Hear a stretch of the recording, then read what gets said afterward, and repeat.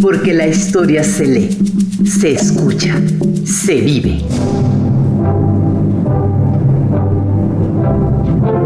Radio Educación y el Instituto Nacional de Estudios Históricos de las Revoluciones de México presentan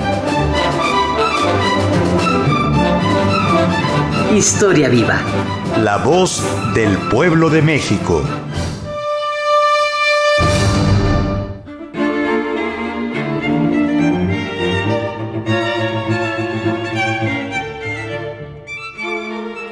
Bienvenidos a Historia Viva, la voz del pueblo de México, un programa coproducido por Radio Educación y el Instituto Nacional de Estudios Históricos de las Revoluciones de México. Mi nombre es Ivette Mota y me da muchísimo gusto saludarlos esta tarde, y también me da mucho gusto saludar esta tarde a nuestra amiga, compañera, la historiadora Cecilia Vargas, ella investigadora del INERM, que nos acompaña hoy en este programa para conversar sobre una mexicana ejemplar, impulsora del feminismo y de los derechos plenos para la mujer. ¿Cómo te encuentras hoy, Cecilia? ¿Qué tal, Ivette? Muy contenta de estar aquí hoy con todos ustedes y con el auditorio que nos escucha. Muchas gracias. Gracias a ti, Cecilia, por acompañarnos una vez más en este programa Historia Viva. Y también saludo con mucho gusto a nuestra invitada que ya nos ha acompañado en otras ocasiones, en otros programas. Hoy la historiadora está con nosotros, Carla Mote, quien nos acompaña hoy para recordar la vida de este gran personaje del cual platicaremos hoy. Se trata de Ermila Galindo, el personaje que recordaremos hoy en nuestro programa. Así que le damos la bienvenida a Carla Mote. ¿Cómo estás, Carla? Hola, estimada Ivette, muy bien y muy agradecida por la invitación nuevamente aquí a platicar con el auditorio.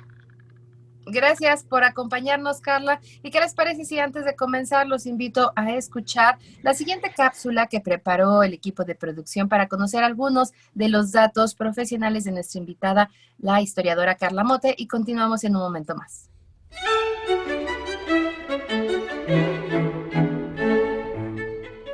Carla Espinosa Mote cuenta con licenciatura y maestría en Historia por la Universidad Nacional Autónoma de México y se ha doctorado por la misma UNAM con una tesis que aborda la historia del Senado de la República entre 1928 y 1934. Carla Mote se ha especializado en el estudio de la historia política del México contemporáneo. Sus temas de interés son historia parlamentaria, historia de las mujeres e historia de la UNAM. Como divulgadora de la historia de México, ha colaborado en el Grupo Carso, Fundación Carlos Slim en el proyecto Wikiméxico a través de la app educativa Aprende y para la plataforma UNESCO Rupestre. Es locutora y coproductora del programa de radio por internet en Interruptus Radio y fue responsable del proyecto Interruptus Radio La Innombrable, ganador del programa de Estímulos a la Creación y Desarrollo Artístico 2018 de la Secretaría de Cultura de la Ciudad de México. Carla Mote ha publicado artículos académicos y de divulgación de la historia y es editora del periódico feminista La Regeneración de la Secretaría de Mujeres en el CEN del Partido Político Morena.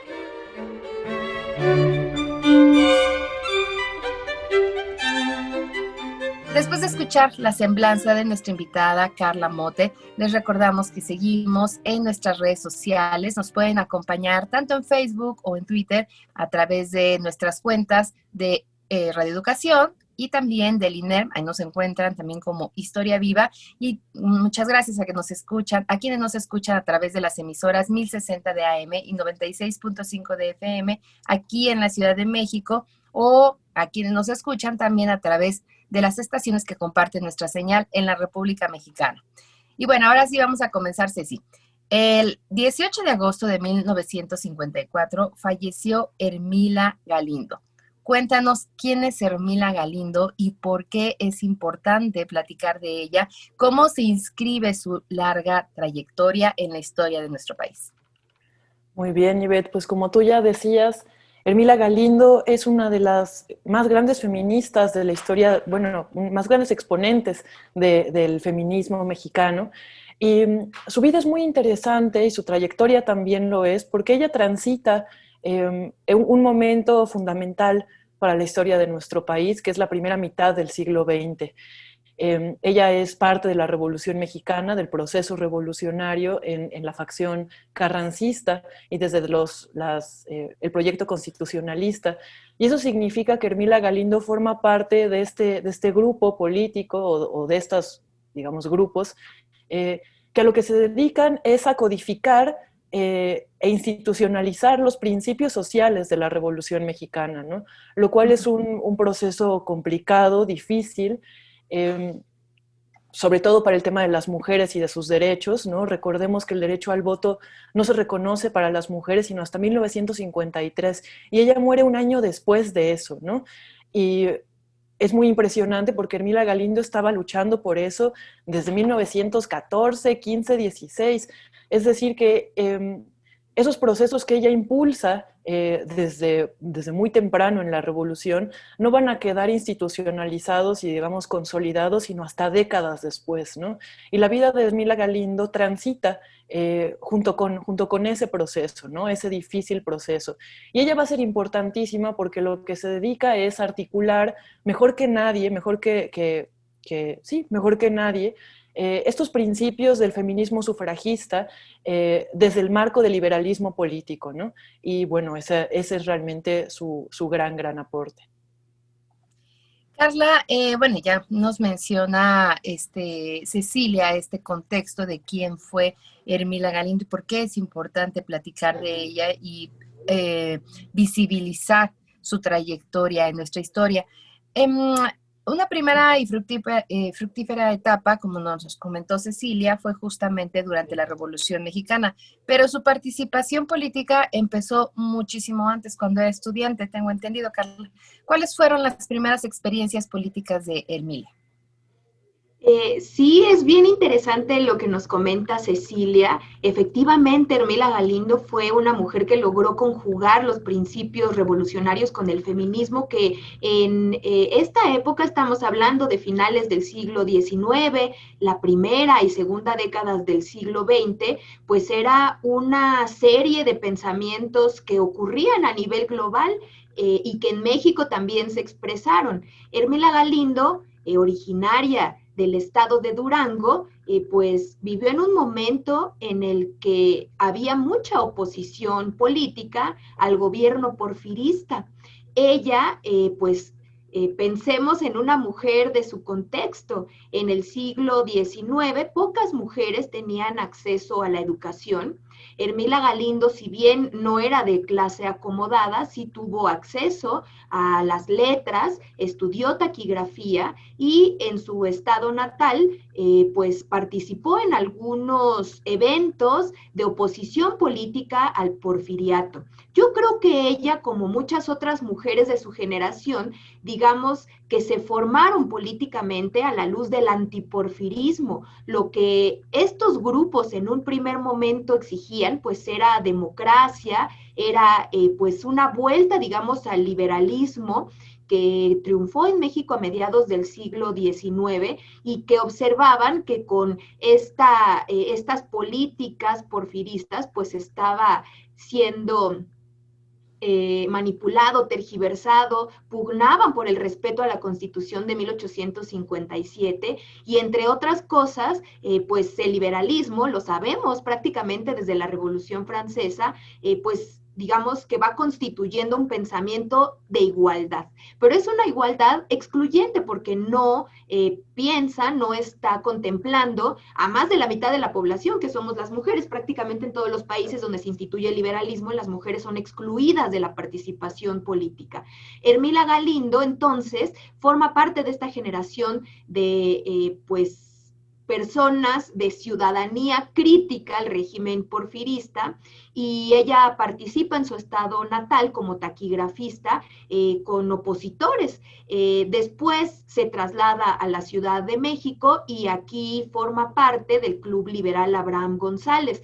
Como otras mujeres liberales de su época, pensemos en el caso de Juana Belén Gutiérrez de Mendoza, que incursionó en el periodismo, de la propia Laurana Wright, que empieza a escribir revistas pensadas específicamente para las mujeres y para su desarrollo intelectual, pues considera injusto que el liberalismo excluya a las mujeres. Entonces, por eso, pues para Hermila es muy importante la política y es muy importante seguir el proceso revolucionario en su momento que la llevará a aliarse con el grupo carrancista.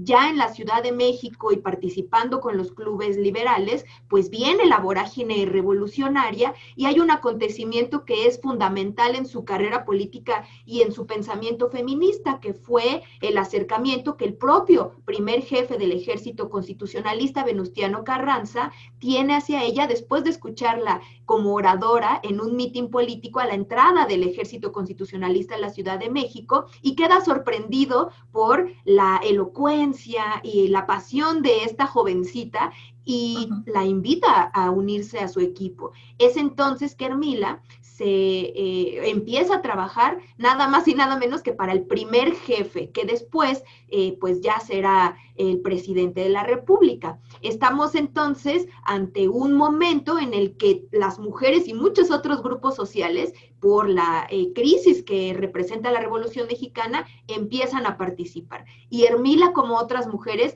lo hacen desde el feminismo.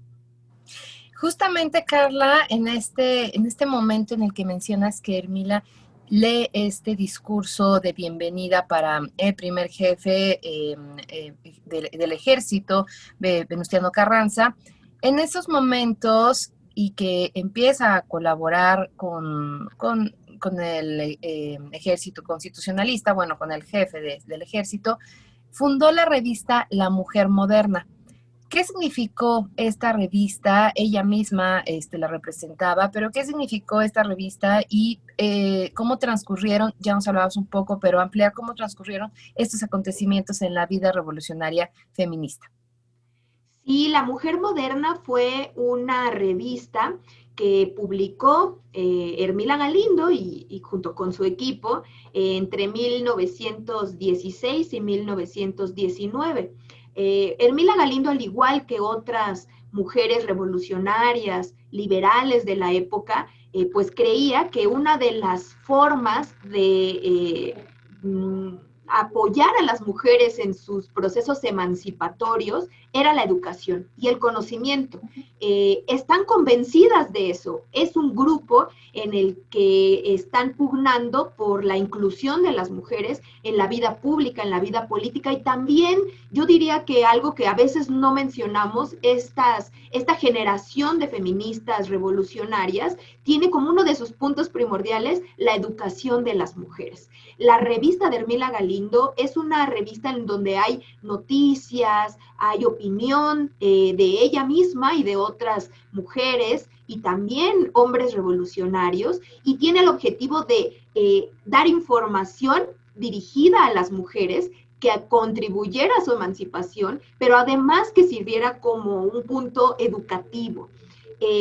A la fecha, leer algunas de estos artículos de lo que contenía la revista La Mujer Moderna, hay ideas que nos podrían parecer anacrónicas, pero todo tiene que estar situado en su contexto. Por ejemplo, hay una intención que comparte con muchas otras feministas, que es pues convencer a las mujeres de que pueden participar política y públicamente, pero sin dejar las labores que son propias de su sexo, es decir, las del hogar, las de la maternidad. Y esas son ideas que recorren el pensamiento de muchas mujeres de la época. Por ejemplo, María Ríos también es otra feminista que escribe también un poquito de tiempo después de Hermila, María Ríos Cárdenas, y tiene también estas nociones. La educación es muy importante impulsar a las mujeres a que salgan de sus casas, que participen públicamente, pero también que no dejen de cumplir con sus labores, ¿no? Las labores propias del hogar. Entonces, en esta revista, es algo que creo que es fundamental, se difunden todas estas ideas y se hace promoción también de la plataforma política del carrancismo, es decir, tiene su parte feminista, pero también eminentemente propagandística del régimen. Entonces no es casualidad la temporalidad que tiene esta revista y que termine pues prácticamente el mismo año en que se da el fin de este proyecto de Venustiano Carranza. Y por eso a este personaje, Armila en particular, siempre la tenemos que entender en el contexto de su militancia política y de la facción a la que ella se unió. Y como de esta forma, pues a través del periodismo es como se acerca, ¿no?, a esta militancia también. Uno de sus primeros artículos se tituló La mujer como colaboradora en la vida pública. Justamente leía, muy interesante, su columna denominada Crónica Dominical. Y justo leía en un texto lo que mencionabas, que afirmaba que la mujer debe aspirar a una vida mejor al contar con las mismas cualidades que el hombre, como inteligencia, la voluntad, el raciocinio, la memoria y el sentimiento, ¿no? Pero justo como mencionas, Carla, sin dejar a un lado, bueno, pues sus labores, por así decirlo, domésticas, ¿verdad? Vamos a escuchar, Carla, Cecilia, las invito a que escuchemos en un momento más esta cápsula y también a ver, porque recuerden que en nuestras redes sociales también podemos ver este programa, y esta cápsula que preparó el equipo de producción para conocer y recapitular algunos datos sobre la vida de Hermila Galindo, y continuamos en un momento más. Ahora recordando a Hermila Galindo a sus 68 años de su muerte. Continuamos aquí en Historia Viva.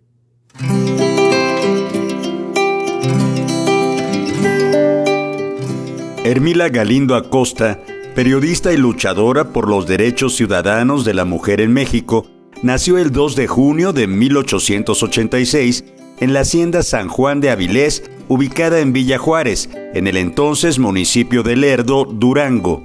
Su madre murió a los 3 días del parto, por lo que una de las hermanas de su papá, la tía Ángela, se hizo cargo de su crianza. La niña Hermila tuvo oportunidad de estudiar y educarse. Cursó algunos años de primaria en su ciudad natal y otros en Chihuahua, donde estudió una carrera corta en la Escuela Industrial para Señoritas. Aprendió telegrafía, inglés, teneduría de libros, taquigrafía, mecanografía y español. Obtuvo el certificado de telegrafía expedido y firmado por el entonces gobernador del estado de Chihuahua, Miguel Ahumada. La joven Hermila comenzó a trabajar a los 13 años de edad como maestra particular de taquigrafía, mecanografía y español para niños de las ciudades de Lerdo, Gómez Palacio y Torreón. Al morir su padre dejó una herencia para todos sus hijos. Sin embargo, sus hermanos mayores le negaron su derecho a disfrutar de esta.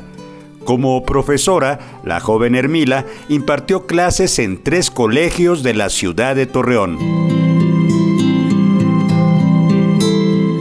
Hermila, ya al frente de sus grupos de enseñanza, inculcó en sus alumnos el interés por los problemas sociales y económicos del país. La maestra inició su actividad política en 1906 al integrarse al club Las Admiradoras de Juárez, donde también se encontraban las jóvenes docentes Eulalia Guzmán y Luz Vega. En sus reuniones, las profesionistas discutían y criticaban las teorías patriarcales dominantes, esas que habían eternizado la sumisión femenina.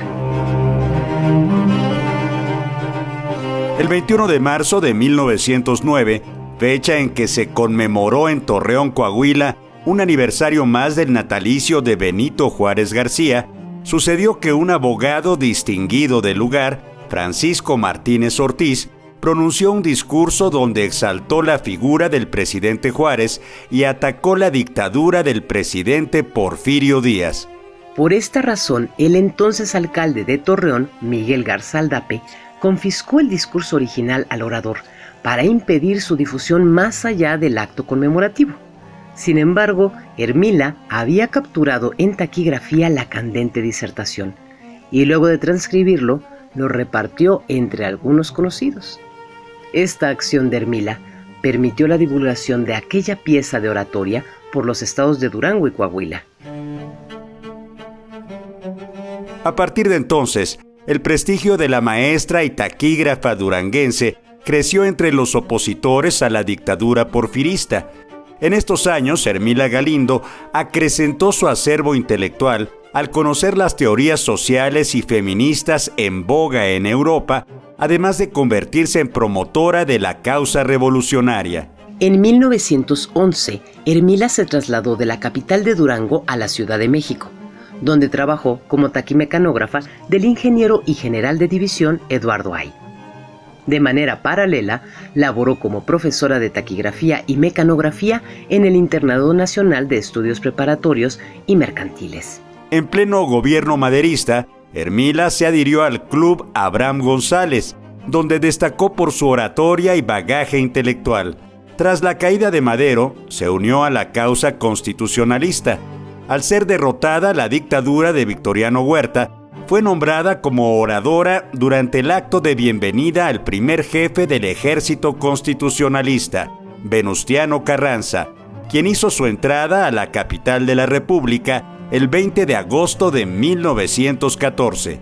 Allí y durante la expresión de su discurso, Hermila recomendó a Carranza seguir el camino de Benito Juárez, de intransigencia y abnegación como única vía para salvar a la patria. La contundencia de la joven impresionó al primer jefe, quien la llamó a trabajar a su lado en la Secretaría Particular.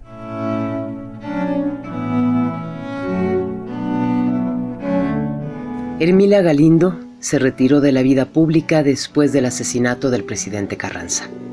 La luchadora social y feminista murió a causa de un infarto al miocardio el 18 de agosto de 1954, justo un año después de que se logró el otorgamiento pleno de la ciudadanía para las mujeres.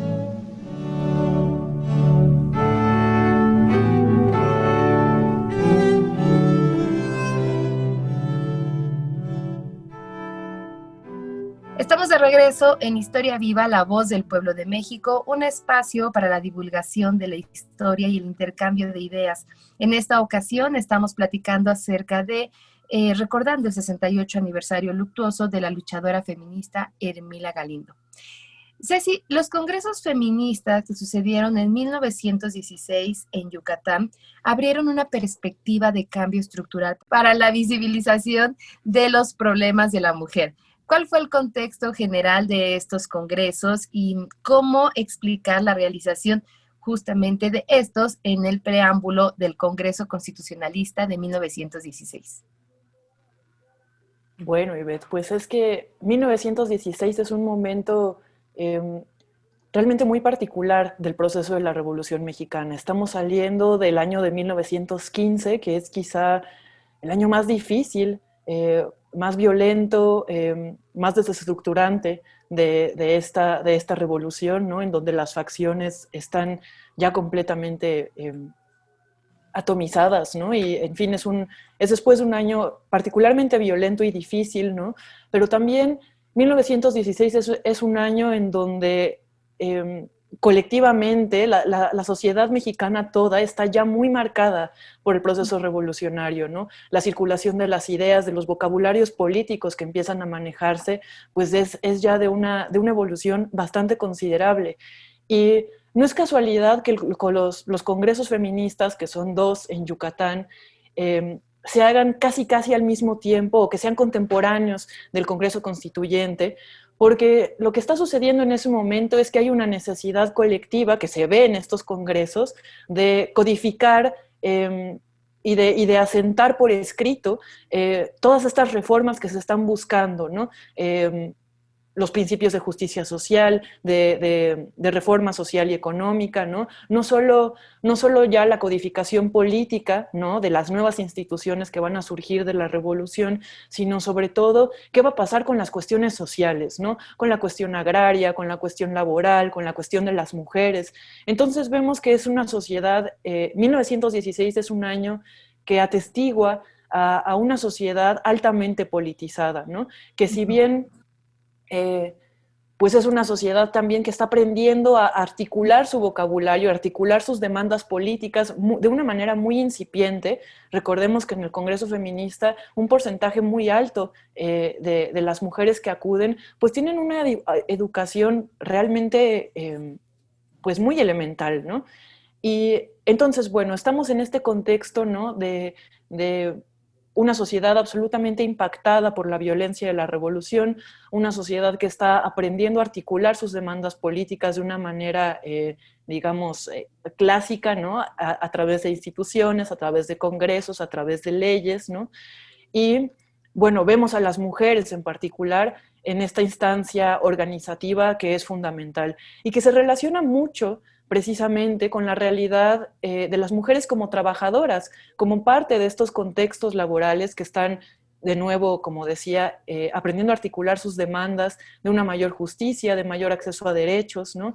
Entonces, estas mujeres que están atravesadas por una nueva realidad laboral, por una nueva realidad política, que además también tienen el antecedente de las discusiones sobre la ley del divorcio, por ejemplo, que se tienen desde 1914,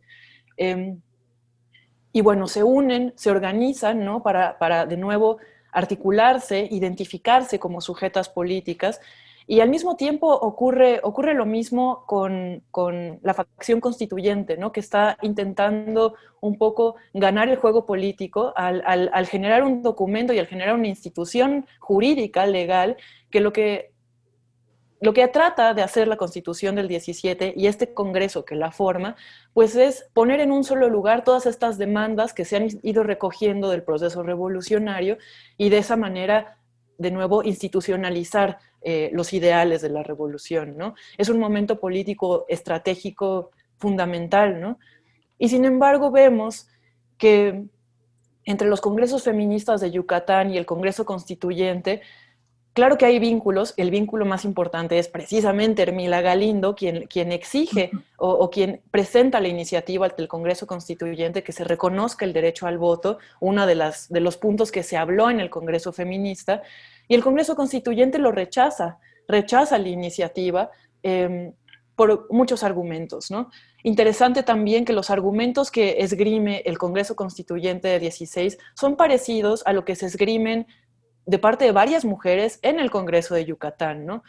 Porque eso es bien interesante de notar, ¿no? En el Congreso feminista, en los congresos feministas, es difícil llegar a consensos, ¿no? En el tema del voto femenino, por ejemplo, no hay consenso absoluto. Hay quienes piensan que las mujeres deben tener derecho para votar en todas las elecciones y en todos los niveles.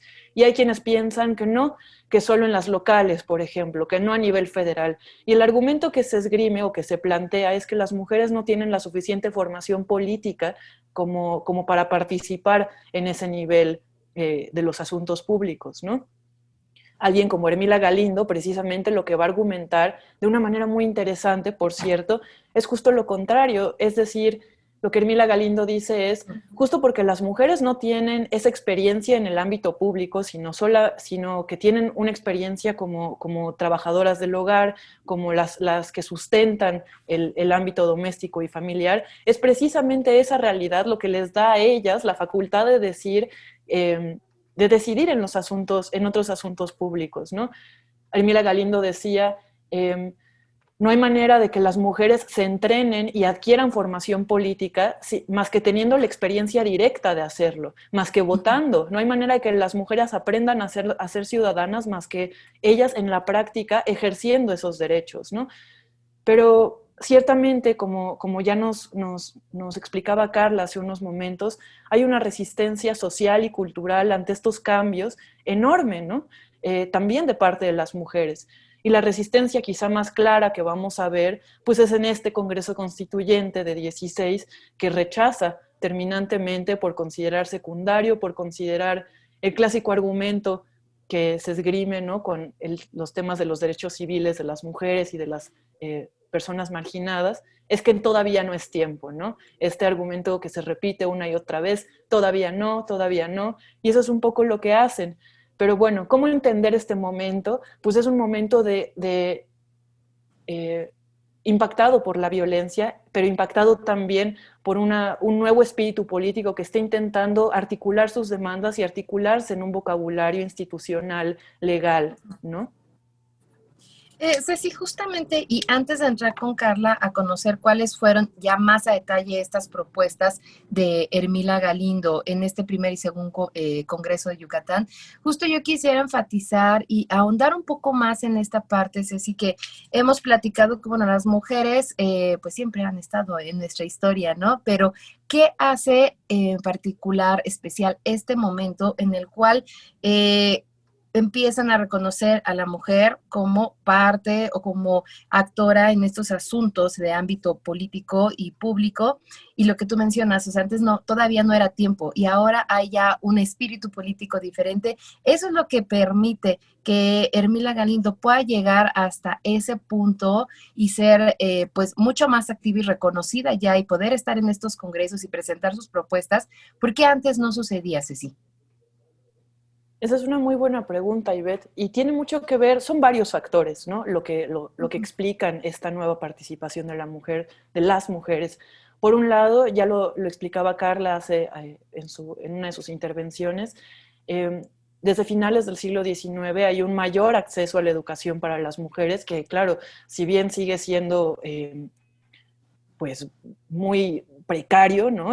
Muy limitado en muchos sentidos, la mayor alfabetización de las mujeres, su mayor formación política, por ejemplo, va a ayudar a que personas como Galindo pues puedan acceder a nuevos espacios y puedan hacerse notar, ¿no? Ya nos contaba Carla este momento clave en la carrera de Hermila Galindo, ¿no? Donde ella, pronunciando un discurso, haciéndose notar como oradora, con su elocuencia, con su genialidad, eso es lo que la hace ser notada por este gran líder, ¿no? Pero ciertamente la carrera y los vínculos de Hermila Galindo se empiezan a construir desde mucho antes. Ya nos contaba Carla de cómo ella, al llegar a la Ciudad de México, entra al Club Liberal Abraham González, y ahí, por ejemplo, en esas instituciones, en esas organizaciones, pues eran caldos de cultivo y caldos de formación intelectual y política fundamentales, ¿no? Ahí las mujeres que podían entrar a esos clubes, que tenían los contactos y que tenían las redes, pues accedían a una formación política y a una educación pues realmente muy especial, ¿no? Se leían libros, se discutían ideas, se hacían mítines, eventos, y algo importantísimo, pues se hacían contactos, se generaban precisamente esas redes que son las que después le van a permitir a Hermila Galindo seguir vinculada a estos círculos de las élites en el poder revolucionario específicamente, ¿no? Entonces, bueno, lo que vemos es que son combinación de factores, ¿no? Por un lado, va a ser decisivo el contexto en el que nazcan las mujeres, ¿no? Su acceso a las letras, su acceso a la educación, a todo esto. Va a ser también fundamental sus vínculos con estos clubes políticos, con estos círculos y estas organizaciones civiles, ¿no? En donde se discuten los temas de actualidad y los temas políticos. Y va a ser también fundamental, pues digamos, quizá aquí, no por hacer apología del individuo, ¿no? Pero sí que tiene que ver el carácter individual de cada quien, ¿no? Y la manera que tiene cada persona y cada personaje de posicionarse y de aprovechar ciertas coyunturas y ciertos momentos. Entonces, por ahí. Claro, aprovechar justamente la oportunidad, ¿no? Yo creo que justo Hermila tiene una personalidad muy particular que efectivamente pues logró llegar hasta ese punto. Y Carla, una pregunta que ahorita me surge con lo que comenta Ceci. Bueno, el tema obviamente de las realidades de las mujeres, porque pues no solamente eran como las mujeres de la sociedad y en su casa, ¿no? O sea, hay otras realidades, las mujeres que viven en diferentes comunidades indígenas.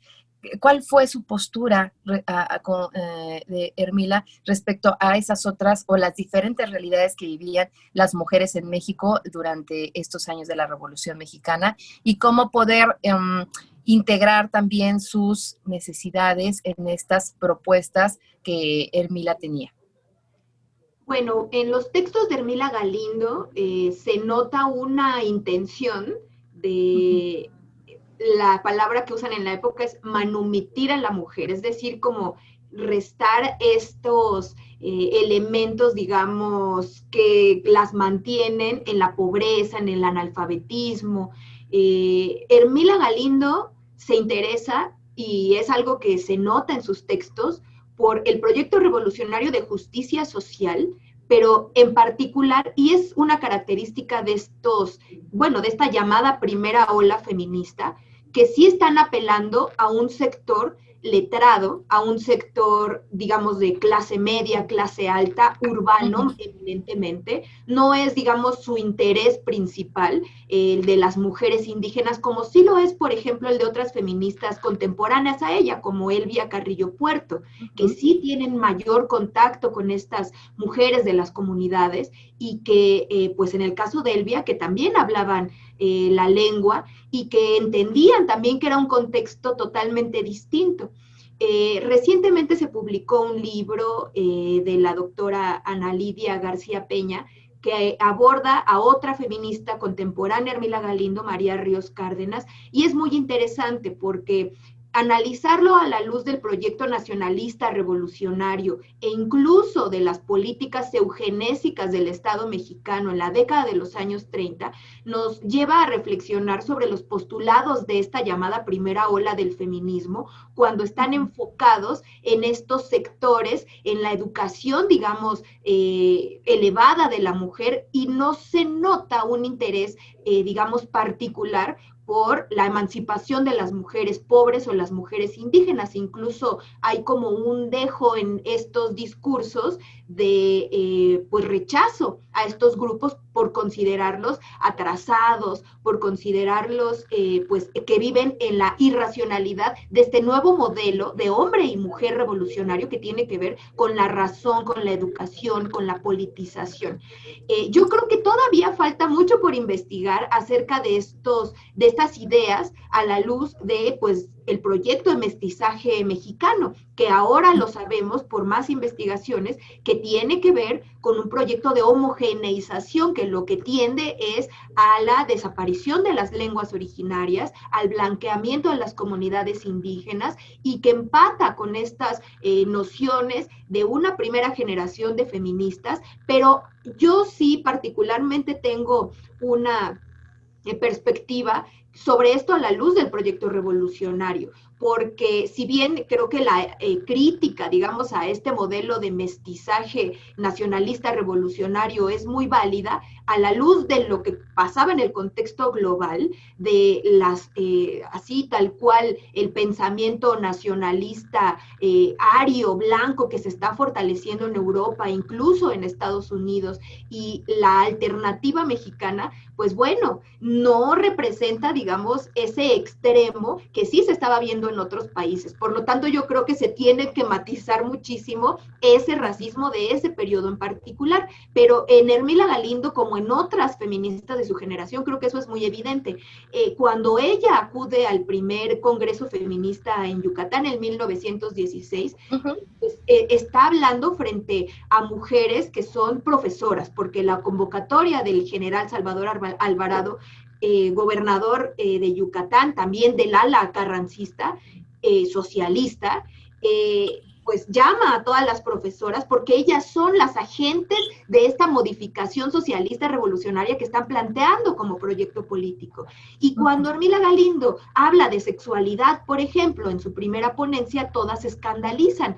Es decir, ella tiene ideas transformadoras, muy revolucionarias, que incluso para las mujeres más letradas, porque las profesoras son las más letradas de su contexto, les resultan inasequibles, extrañas, escandalosas e inmorales. Por lo tanto, bueno, creo que hay que entender todavía muchos aspectos de esta generación de feministas, y uno muy interesante es ese que acabas de plantear. Carla, justo vamos a esta parte de cuáles fueron estas propuestas que presentó Hermila en este primer y segundo congreso feminista, feminista. Bueno, Hermila Galindo no acudió a ninguno de los dos congresos, eso es muy importante mencionarlo.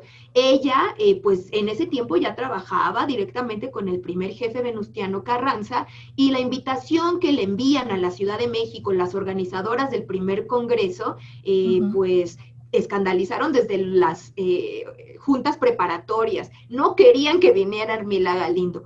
Ahí yo, por ejemplo, intuyo, y lo he dicho en diferentes espacios, que es una cuestión más política, porque pues es visto por estas organizadoras como una intromisión desde el centro, porque es como me van a traer a la primera sesión, es decir, la apertura del Congreso, hablar a una mujer que no es de Yucatán cuando estamos nosotras organizando, pero bueno, esa fue una decisión directa del gobernador, no fue de las organizadoras. No querían que asistiera Hermila Galindo, además ella envió su ponencia antes de que se realizara la primera sesión, y cuando leyeron esta ponencia, La mujer en el porvenir, pues ya estaban escandalizadas de inicio.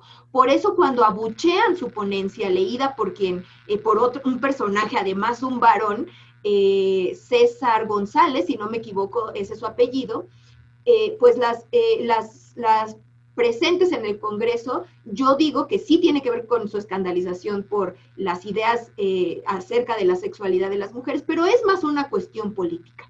Al segundo Congreso tampoco asistió, envió su ponencia, y en ambos sí hay una intención muy clara de invitar a las mujeres de ambos congresos a que una de sus decisiones fuera exigir al Congreso Constituyente que se le diera el derecho a las mujeres a votar y ser votadas.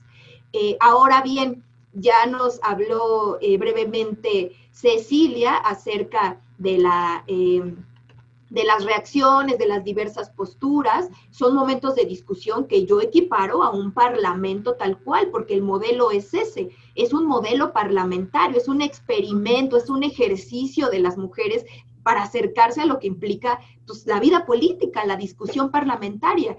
Y entonces es estratégico por parte del gobernador, es estratégico por parte de las presentes en ese Congreso que están planteando llevar una propuesta específica al Congreso. Ahora bien, cuando ya se discute, hay que decirlo, el Congreso Feminista, ninguno de los dos envió tal cual una propuesta.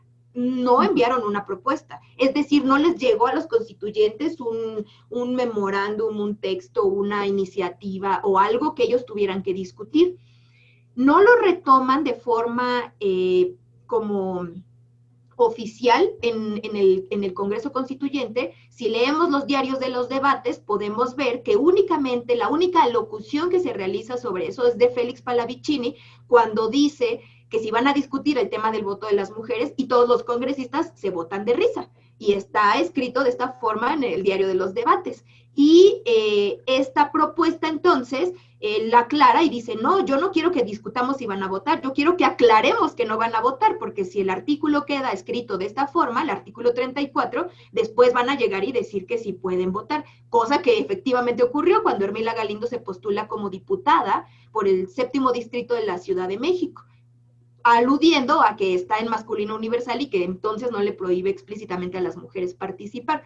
Entonces, Hermila, yo creo que tiene esa intención de que se avale, de que se envíe la propuesta. Creo que en ese sentido ambos congresos son procesos y proyectos muy interesantes del feminismo mexicano, del momento político, pero que no se consolidan en esa propuesta específica. Y después, pues, revisando las propuestas que llegan al Congreso, hay feministas muy insistentes como Emélida Carrillo, sonorense, que casi que cada año envía la iniciativa al Congreso, a diferencia de otros ejercicios que vienen del propio poder en donde no se consolidan esas propuestas. La propia Hermila Galindo también. Entonces, bueno, además en estas explicaciones, pues como era la retórica de la época, son ponencias que están llenas de metáforas y de alocuciones a la cultura clásica, grecolatina, porque pues eso es lo que les da como el sustento intelectual que al final una mujer de sus características tiene que demostrar para ser escuchada. Entonces, bueno, esos son como más o menos las propuestas de Hermila en ambos congresos. Claro.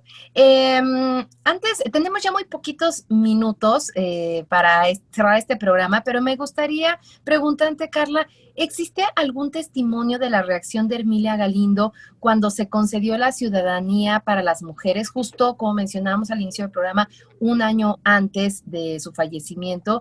Y igual, Ceci, preguntarte ya también en estos últimos minutitos, en una muy breve síntesis, ¿con qué nos quedamos? ¿Cuál es lo más importante que nos quedemos con Hermila? Y que nos des un adelanto del próximo programa. Entonces, adelante, Carla, por favor.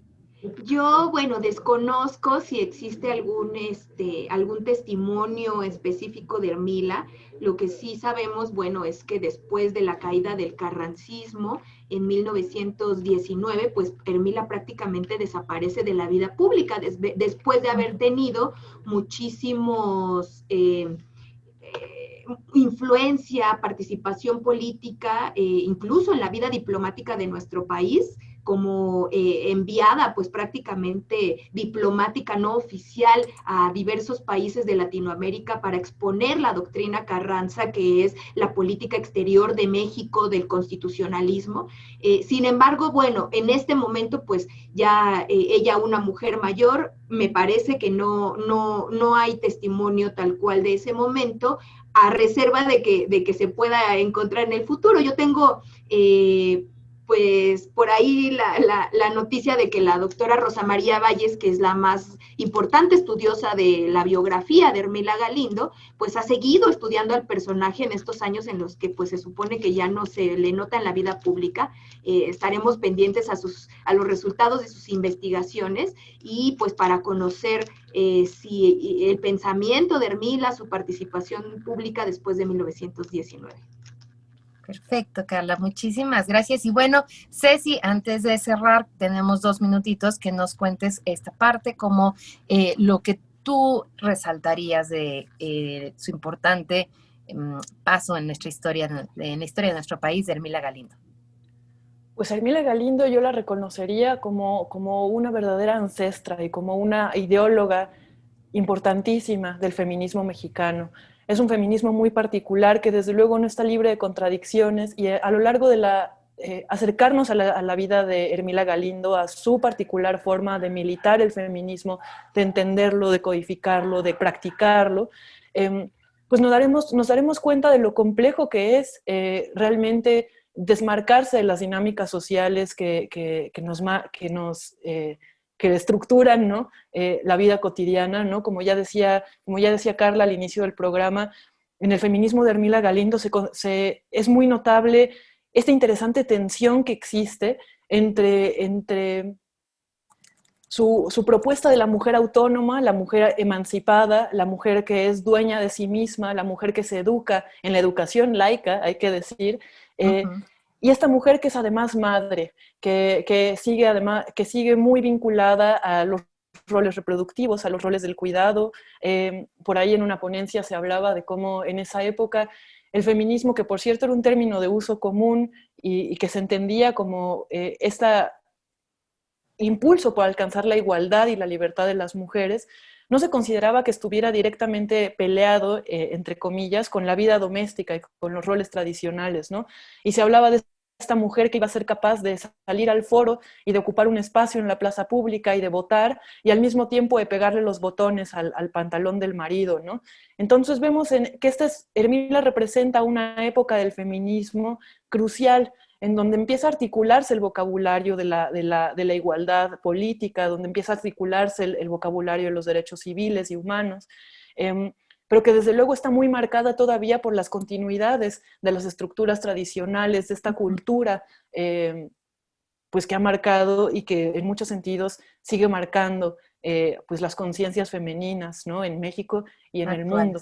Entonces Hermila pues es una increíble ancestra, una increíble ideóloga que hay que conocer. Y lo otro, el próximo programa que nos va a ocupar va a ser muy interesante porque es el aniversario luctuoso de dos grandes personajes, dos grandes mujeres de la historia mexicana, de Leona Vicario y de Carmen Cerdán, ambas fallecidas el 21 de agosto, casi con un siglo de diferencia. Entonces estaremos platicando sobre ellas, recordándolas, recordando su vida y los aportes que ellas hicieron al dificilísimo contexto que les tocó vivir. Perfecto. Pues qué padre el programa de hoy y poder, bueno, siempre estos temas de hablar de las historias de las mujeres que han formado parte de la historia de nuestro país, siempre es muy interesante y bueno, uno de los objetivos justamente de Historia Viva es darle visibilidad a las mujeres y que tuvieron pues un importante papel en la historia de nuestro país. Así que agradezco mucho la presencia de Carla Mote. Gracias, Carla, por acompañarnos hoy y contarnos esta historia de Ermila Galindo. Al contrario, muchísimas gracias por la invitación. Gracias Carla y gracias Ceci por acompañarnos hoy también para llevarnos en este contexto de la historia de nuestro país y conocer, en este caso, hablamos de Ermila Galindo y estos momentos tan importantes en los que mencionabas, pues cómo surgen, empezamos a ver los primeros momentos de feminismo nacidos en nuestro país en esta época revolucionaria y bueno, muy importante para la historia de las mujeres en México. Gracias, Ceci, y pues nos escuchamos en un siguiente programa con más historias de las mujeres en México, aquí en Historia Viva. Mi nombre es Ivette Mota y los esperamos la próxima semana. Gracias por acompañarnos hoy. Porque la historia se lee, se escucha, se vive. Radio Educación y el Instituto Nacional de Estudios Históricos de las Revoluciones de México presentaron Historia Viva. La voz del pueblo de México.